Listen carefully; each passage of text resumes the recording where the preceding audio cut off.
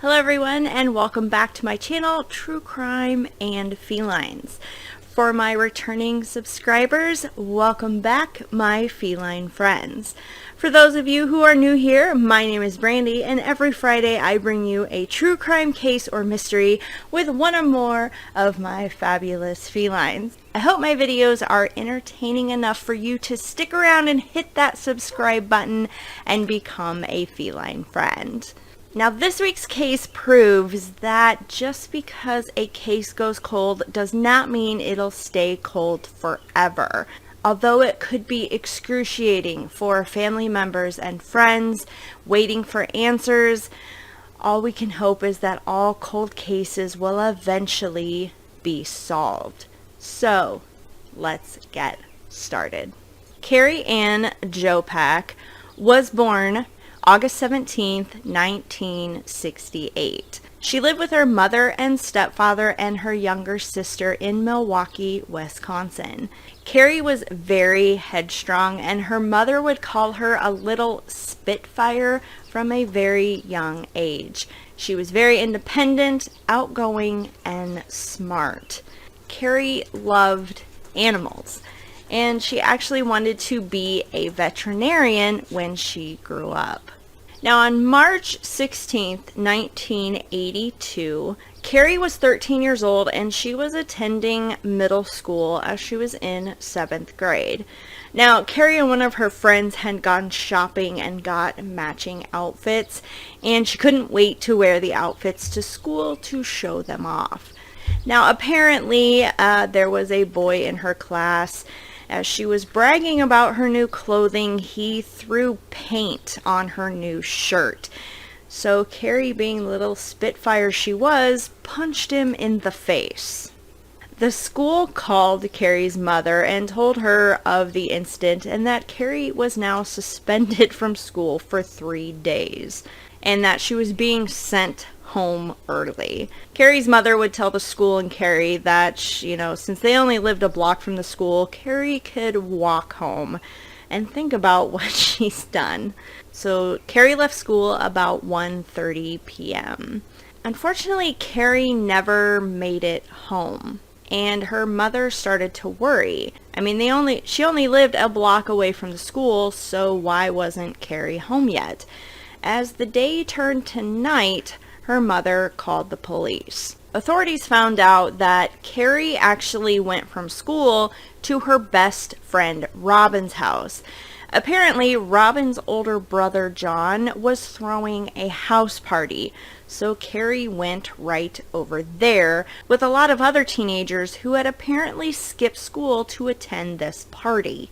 Now, Robin actually lived right across the street from where Carrie lived, so while Carrie's mother was worrying, Carrie was actually across the street at Robin's house at this party. After Carrie's mother found out that Carrie had attended this party and it kind of had then dispersed, she asked around and everybody stated that they saw Carrie at the party, but they never saw her leave.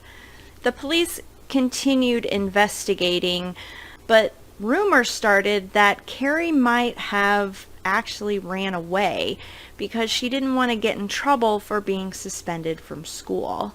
As the days and weeks kind of went on, police, friends, family members, they all searched for Carrie. Flyers went up, news stations were reporting, search parties were created. They actually set up a tip line as well, and there were several tips that came in from people that say they spotted Carrie, some as even far away as California. Unfortunately, as police would follow these leads one by one, they would end up that it wasn't Carrie, or these leads were actually false.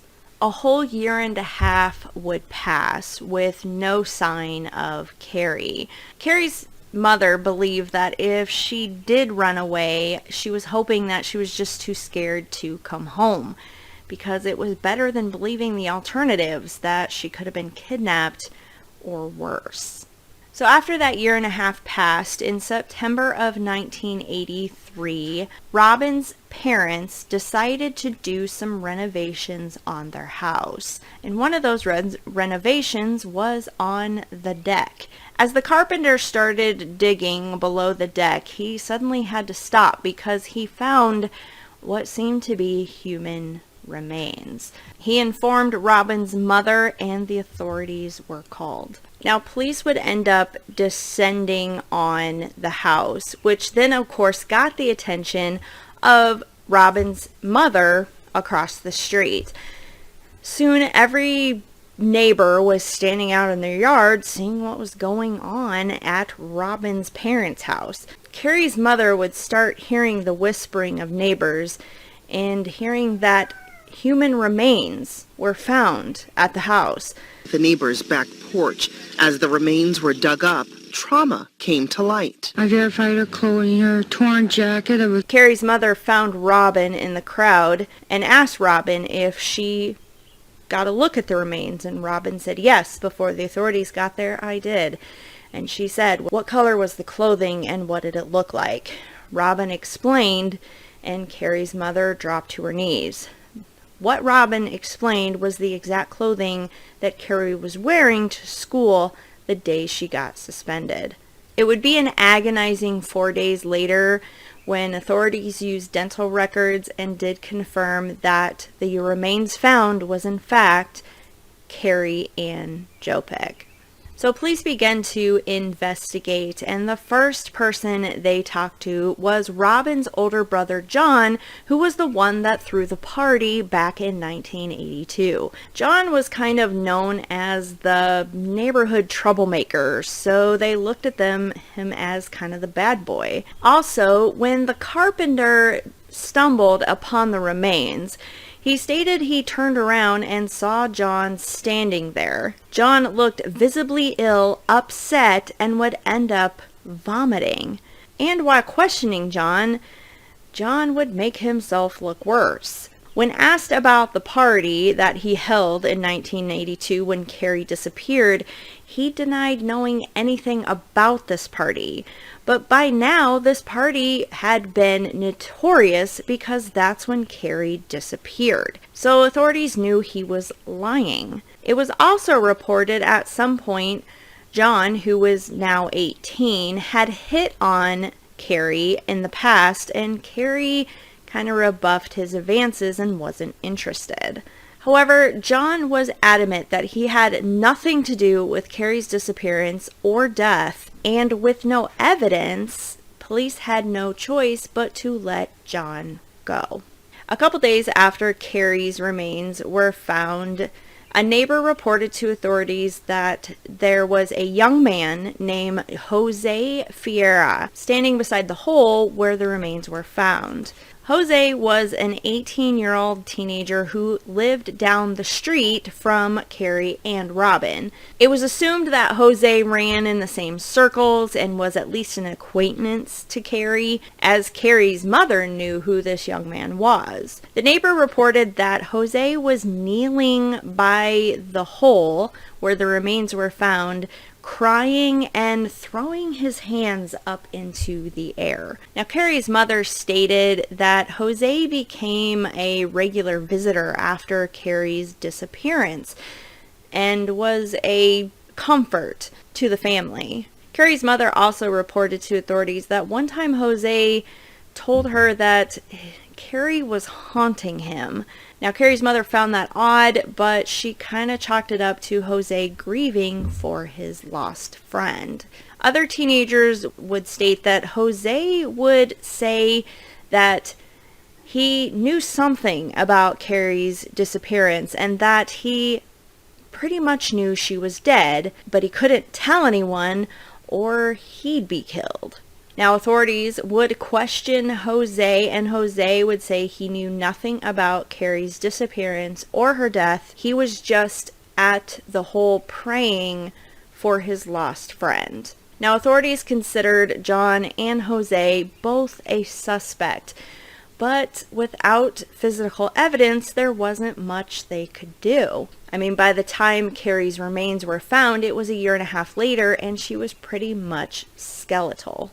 All they could do was sit back and wait for a break in the case. Now, a couple of years later, a new lead would surface. Apparently, back in 1982, Robin was dating a young man, and he stated that after Carrie's disappearance, Robin had told him that her brother John was responsible for Carrie's disappearance.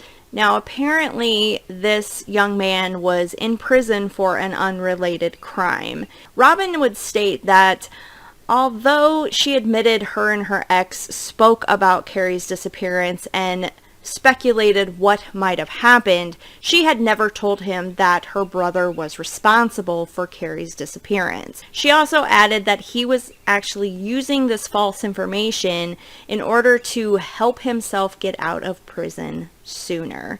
So that lead led to nowhere. So again, the case went cold. With no physical evidence and very little information, no one could move forward, even though they were eyeing John and Jose as suspects. So the case pretty much hit a dead end, and it would be decades before something finally happened.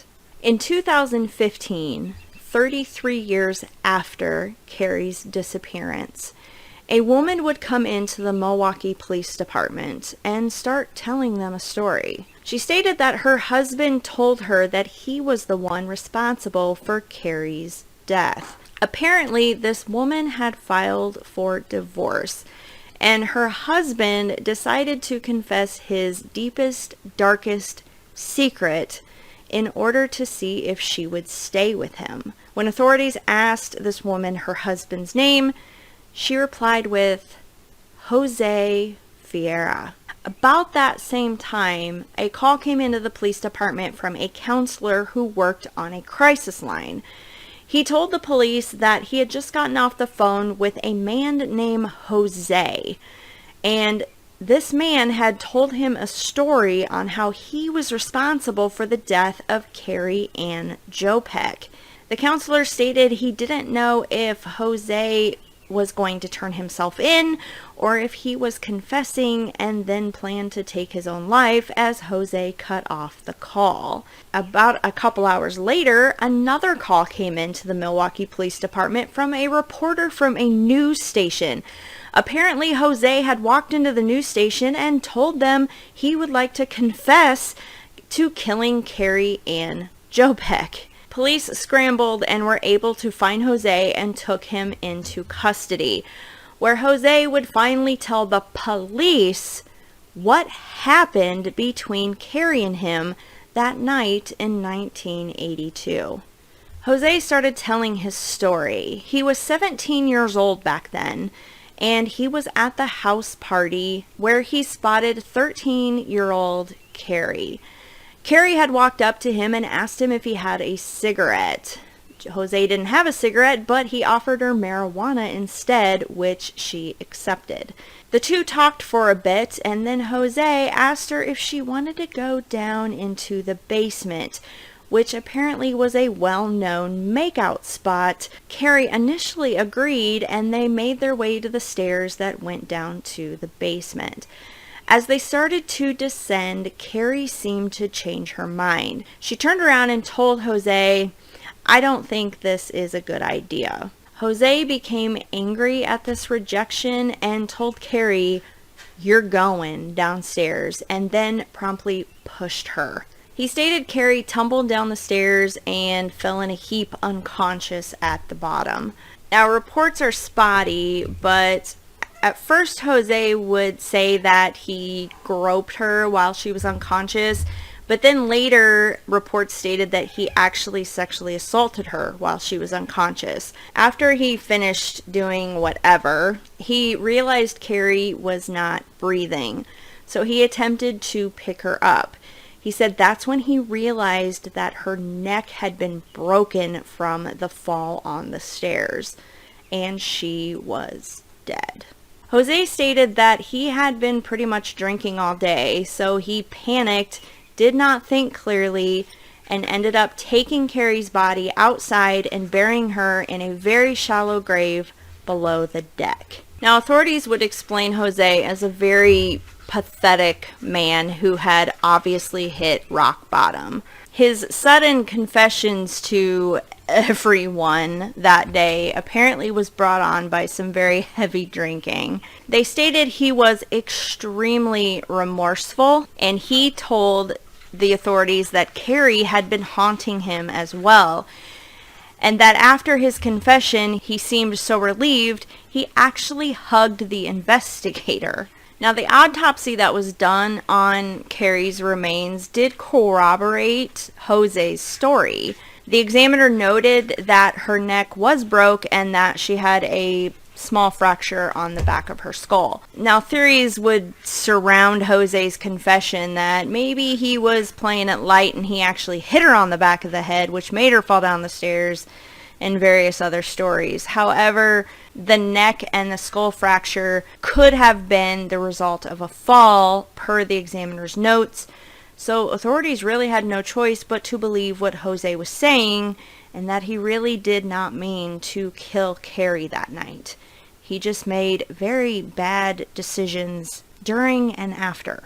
Now, Jose faced up to 20 years in prison as he was charged with second-degree murder. However, he ended up being sentenced to only 7 years. Now, authorities had Jose's confession, but again, they had very little physical evidence to tie him to the crime.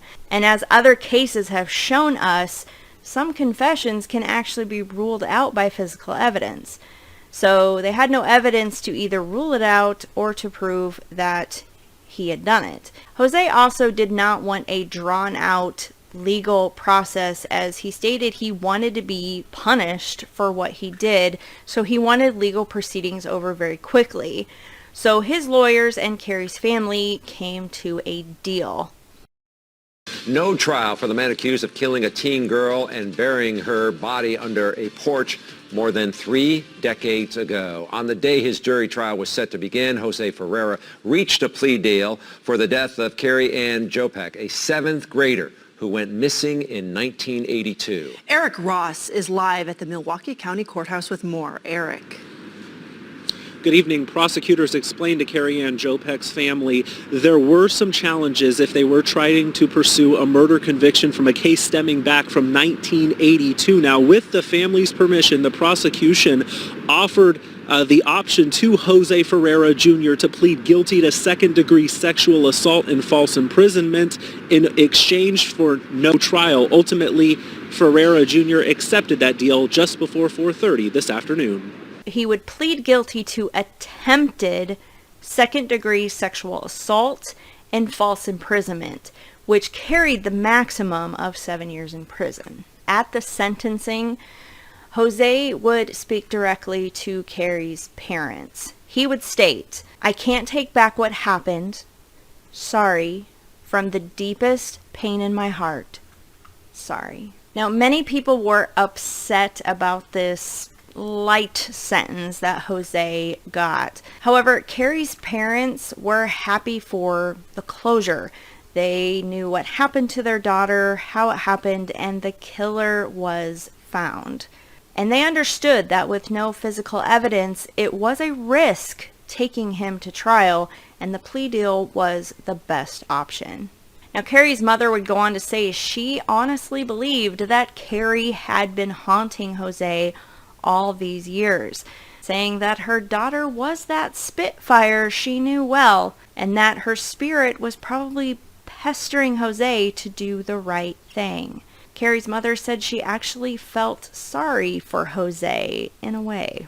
Carrie's remains were buried at Arlington Park Cemetery in Greenfield, Wisconsin. On her gravestone were the words, "A fire we can't put out."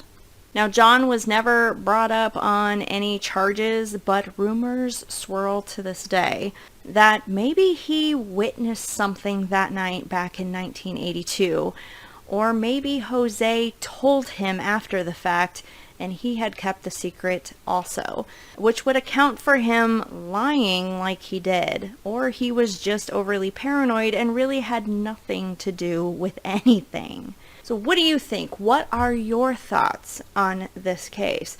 I'd love to hear what you think in the comments down below. Please don't forget to hit that subscribe button and become a feline friend. And we will be back next week, next Friday, with another true crime case or mystery. Thanks guys for sticking around. I appreciate it. Bye.